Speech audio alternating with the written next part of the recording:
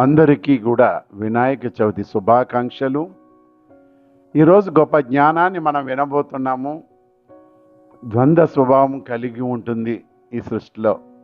ఎందుకంటే చీకటి ఉన్న దగ్గరే వెలుగు ఉంటుంది, మంచి ఉన్న దగ్గరే చెడు ఉంటుంది, లాభం ఉన్న దగ్గరే నష్టము ఉంటుంది, మరి దుఃఖం ఉన్న చోటే సుఖము ఉంటుంది. మరి ఈ సమ్మేళనమే కదా మనకి సృష్టి. కంగారు పడ్డు ఆ వ్యక్తి. ఎందుకంటే ఈ జ్ఞానం తెలుస్తున్న వాడు బీభత్సం చేయుడు, దేవుణ్ణి కూడా తిట్టుకోడు. ఎందుకంటారా, తెలివితేటలు పనిచేస్తాయి అతని లోపల. ఆ తెలివితేటల ప్రజ్ఞ అనేది పనిచేస్తుంది. మన హిందూ సనాతన ధర్మం తీసుకుంటే మన పూర్వీకులు చక్కగా గొప్ప ఆలయాలు కట్టున్నారు. ఏ ఆలయానికి వెళ్ళి మీరు చూడండి, దేవతలు ఉంటారు, అసురులు ఉంటారు. ఇలాగ మంచి చెడు ఉంటాయి, లైట్ బీయింగ్ స్పేస్ బీయింగ్ ఉంటాయి. ఈ సమ్మేళనమే కదా మరి ఆ ఆలయాల నిర్మాణము. మరి మనకు చూసుకోండి, మన లోపల ఉన్న ఆ చేతనమైన మనస్సు. ఎందుకంటే వీటి నుంచి, ఆ చేతనం నుంచి మనం బయటికి రావాలి అంటే ఈ పరంజ్యోతమ్మ భగవాన్ యొక్క సహాయం కావాలి.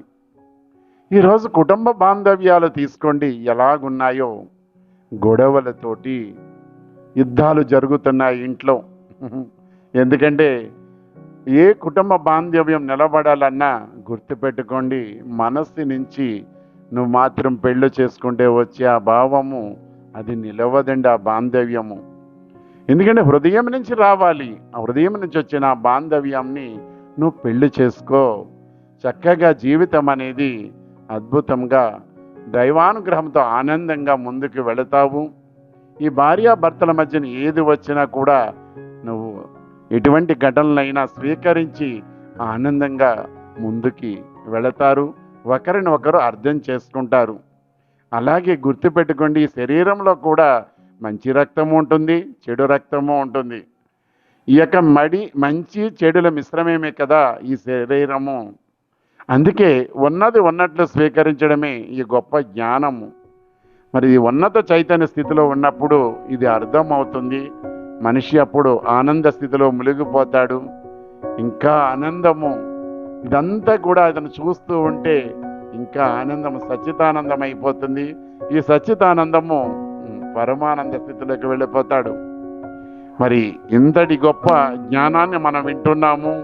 ఈ యొక్క వరల్డ్ ఫేమస్ టీచింగ్లోకి వెళితే నిజంగా నీ శరీరం నీది కాదు, మరి నీ మనస్సు నీది కాదు, నీ వచ్చే ఆలోచనలు నీవి కావు.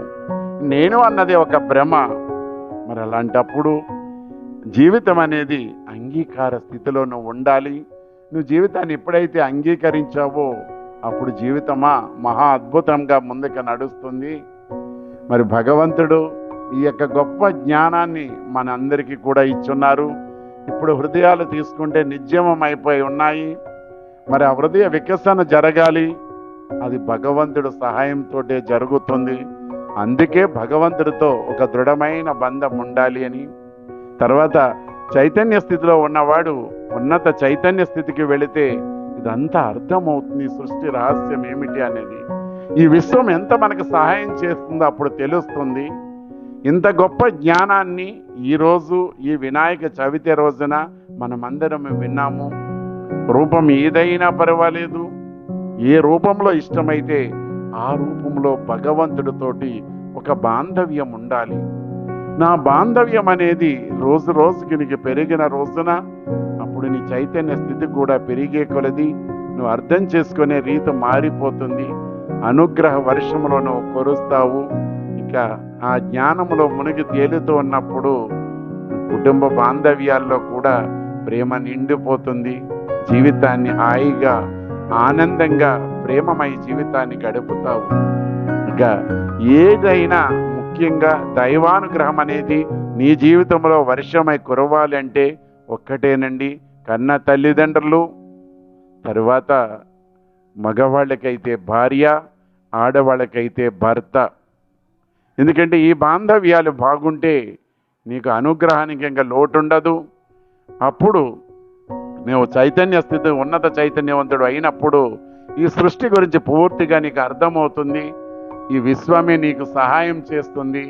మరి భగవంతుడి భూమి మీదకి వచ్చింది ఎందుకు అనుకుంటున్నారు? మానవ జాతికి ముక్తినివ్వడానికి.